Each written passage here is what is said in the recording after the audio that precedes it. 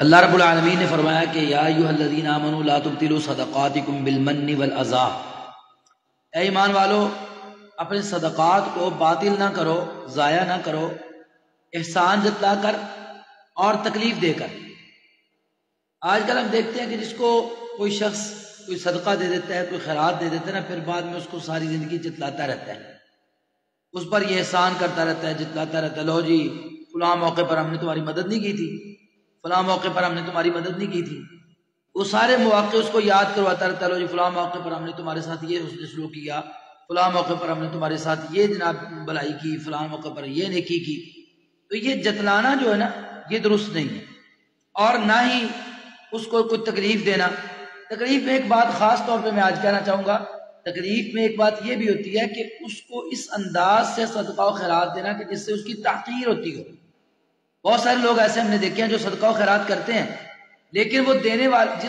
جس کو دے رہے ہیں نا، لینے والے کو اس انداز سے وہ صدقہ دیتے ہیں کہ وہ اس کے اوپر ایسے جیسے کوئی احسان چڑھا رہے ہیں اور اس کی تحقیر کر رہے ہیں، اس کو اذیت میں مبتلا کر رہے ہیں، اس کو تکلیف دے رہے ہیں۔ اب وہ بیچارہ شرمندہ ہوتا ہے، یعنی شرمندگی کے ساتھ وہ قبول کرتا ہے صدقہ و خیرات، اور اس کا نقصان یہ ہوتا ہے کہ کل کلاں جب اس کو کوئی اور ضرورت پڑ جاتی ہے نا، تو وہ کسی مخیر کے پاس جاتے ہوئے 100 بار سوچتا ہے کہ یار میں جاؤں گا تو مجھے اس طرح ذلیل کرے گا، مجھے اس طرح پریشان کرے گا، وہ تو مجھے اتنی باتیں کرے گا، یہ کرے گا، تو وہ ڈرتے ہوئے اپنی جو حاجت ہے وہ بیان نہیں کر پاتا۔ یہ وجہ کہ ہمارے معاشرے کے اندر آج کل ہم دیکھتے ہیں کہ جو مخیر احباب ہیں نا، ان کے رویے سے تنگ آ کر بہت سارے لوگ جو حقدار ہوتے ہیں وہ مانگنے کی بجائے یا اپنی ضرورت بیان کرنے کی بجائے وہ اپنی ضرورت کسی کے سامنے رکھنے کی بجائے خودکشی کو ترجیح دیتے ہیں۔ کیوں؟ ان کو پتا ہے کہ میرے ساتھ جو سلوک ہونے والا ہے نا، اس سے بہتر ہے کہ خودکشی کر دو۔ نہیں میرے بھائیو، ایسے نہیں۔ جب بھی ہم کسی کو نوازتے ہیں یا کسی کو دیتے ہیں نا، تو اس انداز سے صدقہ و خیرات دے کہ اس کے اندر اس کی تحقیر نہ ہو، اس کی عزت نفس مجروح نہ ہو، اور اگر کل کو اسے دوبارہ ضرورت محسوس ہو تو وہ خودکشی کی بجائے آپ کے پاس آ کے اپنا دکھ درد بیان کر سکے، وہ آپ کو اپنے دل کی بات سنا سکے، آپ اس قدر ہمدردانہ رویہ اختیار کریں۔ تو اللہ تعالیٰ بھی یہی حکم دے رہے ہیں، لا تبطلوا صدقاتکم بالمن والأذى، نہ تو احسان جتلا کر اپنے صدقے ضائع کرو اور نہ ہی تکلیف دے کر اپنے صدقات کو ضائع کرو، بلکہ عزت نفس مجروح کرنے کی بجائے اس انداز سے خرچ کرو۔ اور دیکھیں نا، ہم جس کو دیتے ہیں ہمارا اس پر کوئی احسان ہے؟ ہم نے جو مال دینا ہے نا وہ اپنے رب کو دینا ہے۔ میرے بھائیوں دیکھیں، جو چیز ہم نے رب کو دینی ہے اور اس کے صلے میں رب سے ہم نے کچھ لینا بھی ہے، یہ نہیں کہ ہم مفت میں دے رہے ہیں۔ اللہ تعالیٰ کیا فرماتے ہیں؟ من ذا الذی یقرض اللہ قرضا حسنا، کون ہے جو اللہ کو قرض حسنا دے؟ وَيُضَاعِفَهُ لَهُ أَضْعَافًا كَثِيرًا، اللہ اس کو بڑھا چڑھا کے دیں گے۔ تو قرض حسنا تو ہم نے اپنے رب کو دینا ہے۔ اور پھر دوسری بات، اگر ہم زکوٰۃ دے رہے ہیں، زکوٰۃ کا کیا معنی ہے؟ زکوٰۃ کا معنی ہے پاک کرنا، پاک کرنے والی چیز۔ جب ہماری کمائی ہم کماتے ہیں محنت سے، خون پسینے کی ہماری کمائی ہے، وہ اس وقت تک اگر اس پہ زکوٰۃ فرض ہو گئی نا، اس وقت تک وہ پاک نہیں ہوگا ہمارا مال جب تک ہم زکوٰۃ نہیں دیں گے۔ ہم اگر کسی کو صدقہ و خیرات دیتے ہیں، زکوٰۃ کی صورت میں دیتے ہیں، تو ہم اپنا مال پاک کر رہے ہیں۔ اور پھر اللہ رب العالمین نے حق رکھا ان کا، وفی اموالہم حق معلوم، ان کے مالوں کے اندر ان کے لیے جو غریب فقیر مسکین بیوائیں یتیم مدارس کے طالب علم مسجدیں مدرسے علماء کرام طلباء اعظام یہ سارے ان کے حق رکھے ہوئے ہم نے، ہم تو حق ادا کر رہے ہیں، تو کسی پر احسان کس بات کا بھائی؟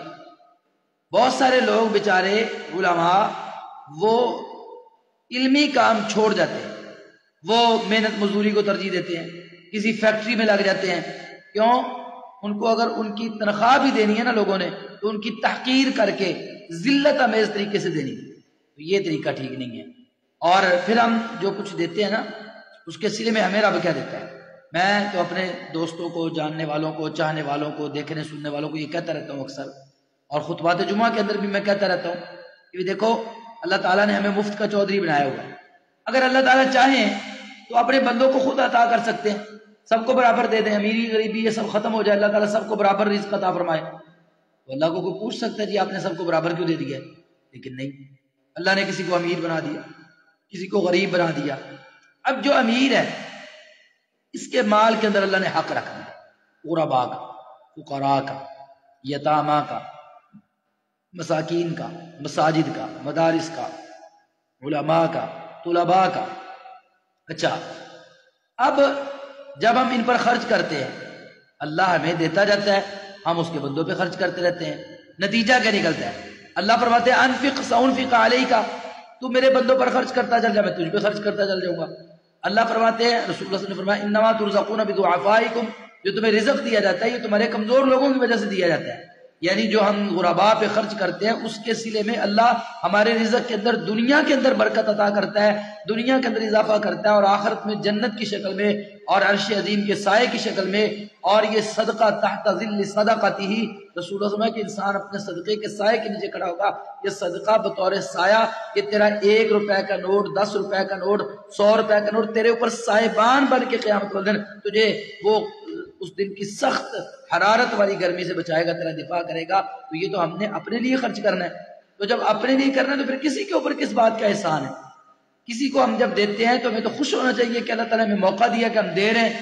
ہم نواز رہے ہیں۔ اللہ نے ہمیں اوپر والا ہاتھ بنایا ہے، نیچے والا ہاتھ یہ نہیں بنایا۔ اللہ چاہتا تو ہمیں یہ ہاتھ بنا دیتا، لیکن اللہ نے اوپر والا ہاتھ بنایا، تو نیچے والے ہاتھ کی تحقیر نہ کریں، اس کو تذلیل نہ کریں، بلکہ اس انداز سے آپ ان کو دیں کہ وہ آپ کو اپنا ہمدرد سمجھیں، مشفق سمجھیں، اپنے دل کی باتیں آپ کے سامنے بیان کریں۔ کبھی مشکل وقت آ جائے، کوئی مشکل مرحلہ آ جائے زندگی کے اندر، تو وہ اپنا دل کھول کے آپ کے سامنے رکھیں، آپ کو مشفق سمجھتے ہوئے پھر آپ کے صدقے کا حق ادا ہوا ہے۔